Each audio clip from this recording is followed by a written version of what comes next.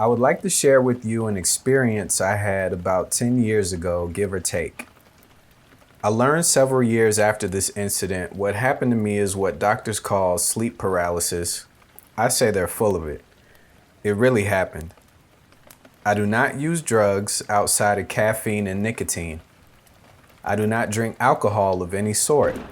So this was not a hallucination caused by either of the two, nor do I have any mental issues that I know of. Let's make that clear. Going back about a year before this incident, at that time I was really into ghost hunting shows. I watched and recorded any and every show I could find that was about a team of ghost hunters investigating haunted places. Some were really good, and others just sucked. No disrespect. I remember watching an episode of, in order to post on here, I can't use any real names, places, or addresses. Okay, let's see if I can do this. I remember watching the show where the lead hunter is a muscle-bound jerk who doesn't like bullies, but in turn is one himself. He orders his crew around like he owns them, and they follow him blindly like sheep. I think you know the one. It's a good show, at least it used to be. Anyway, they were investigating, oh boy, here we go again. They were investigating a bar owned by an old country singer located in one of the southern states who wrote a semi-popular song about a girl. Everyone in the paranormal community says this place is truly haunted. Okay, now that that's over with, back to the story. They were down in the basement. I think it's been a while since I saw it, and to this day is the only episode of that show that I will never watch again. They were talking with some guy about what goes on there when up in the left corner of the screen there appeared a shadow figure wearing a cowboy hat standing in the doorway. At this time in the show, they stopped the film and pointed out that when they were actually down there, they didn't see this figure and only discovered it while reviewing the footage. I was naive back then and didn't really know much about the paranormal. I figured it's a TV show. What harm could it really do? Boy, was I wrong. I know that ghosts, entities, or whatever you want to call them can follow you home from places and are made up of energy and can travel through any energy source they want, and one did. Now that I've given the backstory to this story, let's proceed with the reason I'm actually writing this. Many years before this incident, an old friend of mine back when I was 11 or 12, who I met through playing baseball in the same team, anyway, he had recently bought a house and was looking for someone to just give his old trailer or mobile home to, which is where this incident happened. We had lost contact over the years, but unbeknown to me, he kept in contact with my father. My father gave him my number.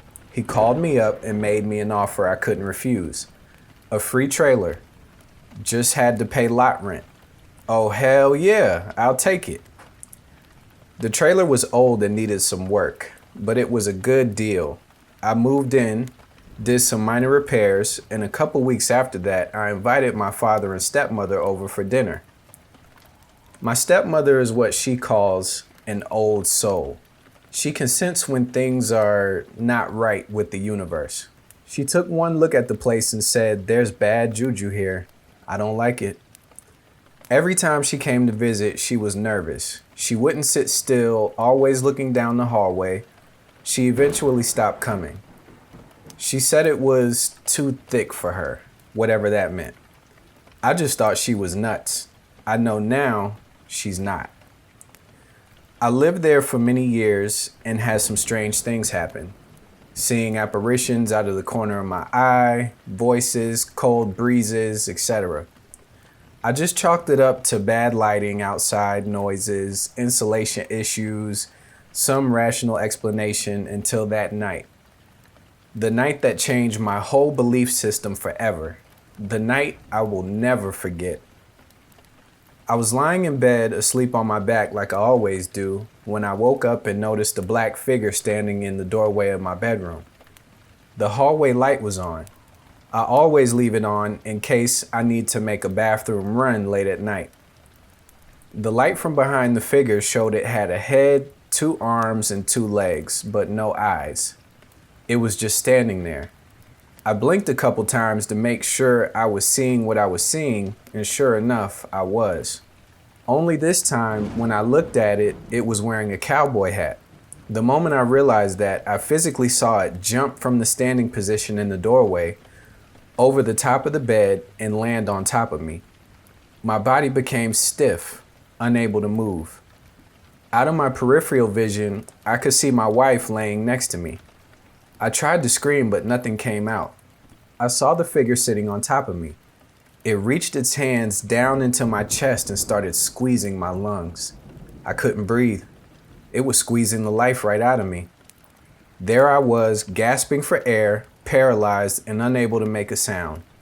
Just when I thought I was about to die, a series of intensely bright white lights started flashing all around the room, like a strobe light on steroids. I closed my eyes to shield them from the lights. It was that bright. All of a sudden, my body jerked a couple times, like a convulsion, and then stopped. I opened my eyes and it was gone. I was able to breathe again. I lied there breathing heavily for a good 20 minutes, too scared to move.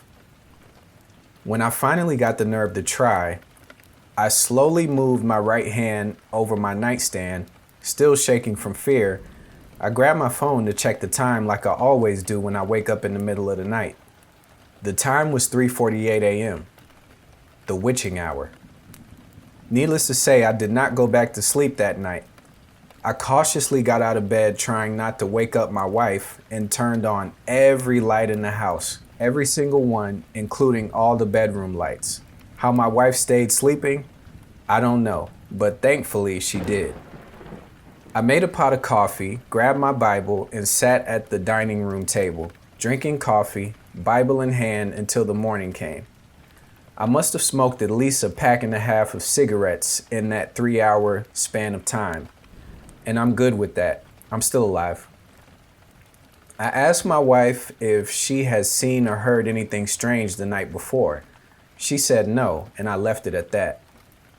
I didn't tell her what happened, and I still haven't. She probably wouldn't believe me anyway.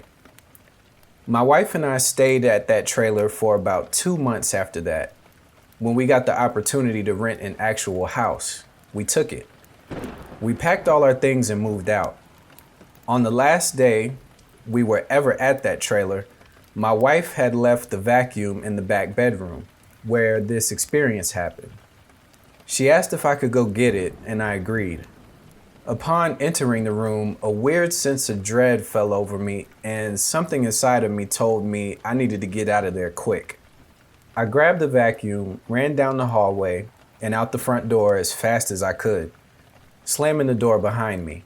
I then turned around and yelled, "You want this place? You can have it. I'm gone." My wife looked at me like I lost my mind. My father and stepfather helped us move along with some friends. My stepmother insisted that we drive all the vehicles that contained our belongings over bodies of water to block any of the bad juju coming with us to a new house. We did, and have had no bad experiences in our new house. Aside from a few really bad dreams I had the first couple of nights we were there about the trailer, but that was it. Well, that's my story. I don't really care if you believe me or not, but I know for a fact it really happened.